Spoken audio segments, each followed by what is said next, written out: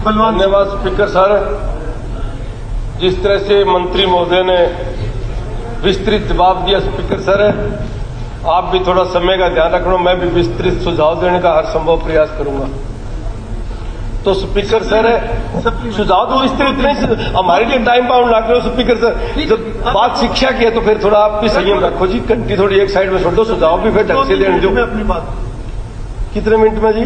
2-3 minute में नहीं, 5 minute तो दो जी। फिर जब 20 मिनट जब था तो फिर नहीं, फिर टाइम दो जी, फिर ट्रस्ट टूट जाती है, फिर बात कर नहीं सकता आदमी जी। समय की भी मर्यादा है ना स्पीकर सर, यूकेजी एलकेजी से लेकर +2 तक जो शिक्षा का बेस होता है, अगर हम उसको मजबूत नहीं कर सकते तो हमारे आने वाली पीढ़ी का बेस कमजोर हो जाएगा, और जिससे विद्यार्थी का बेस कमजोर होगा वो अपने जीवन में तरक्की नहीं कर सकता।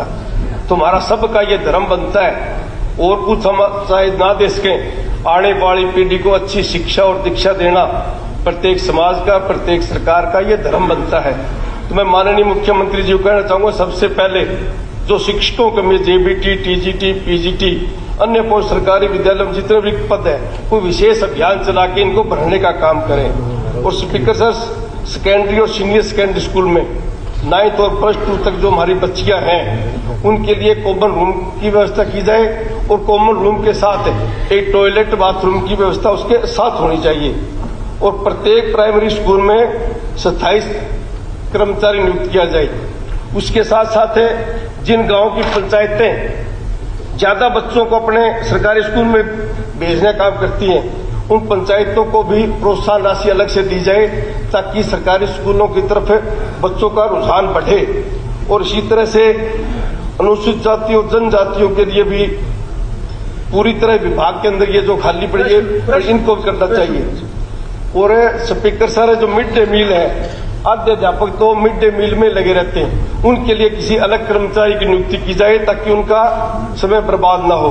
प्रत्येक विद्यालय में खेल सामग्री उपलब्ध होनी चाहिए, और प्रत्येक विद्यालय में स्मार्ट बोर्ड होना चाहिए।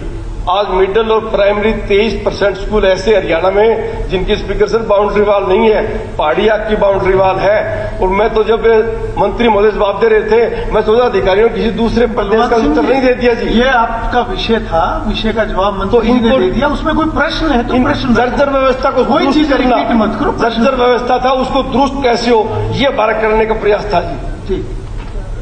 इसी तरह से पीने के पानी के प्रत्येक स्कूल में साफ सुथरा वाटर बक्स का वाटर कूलर होना चाहिए। आगे गर्मी का सीजन है, प्रत्येक बच्चे को अच्छा लगना चाहिए।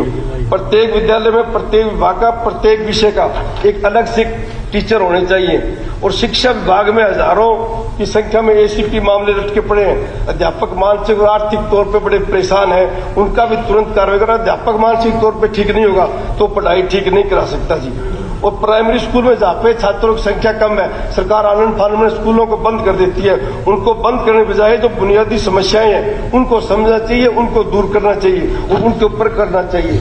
इसी तरह से स्पीकर सर, जो 8वीं बोर्ड तोड़ रही है सरकार, पता नहीं किस मंशा तोड़ रही है। हम पढ़ते थे 5वीं बोर्ड होता था, 8वीं होता था, मैट्रिक का होता था। अब सरकार ने कर रखा है अभी 8वीं तक किसी को फेल नहीं करना, और 8वां बोर्ड नहीं है। आप 5वीं का बोर्ड नहीं कर सकते तो 8वां बोर्ड जरूर करो।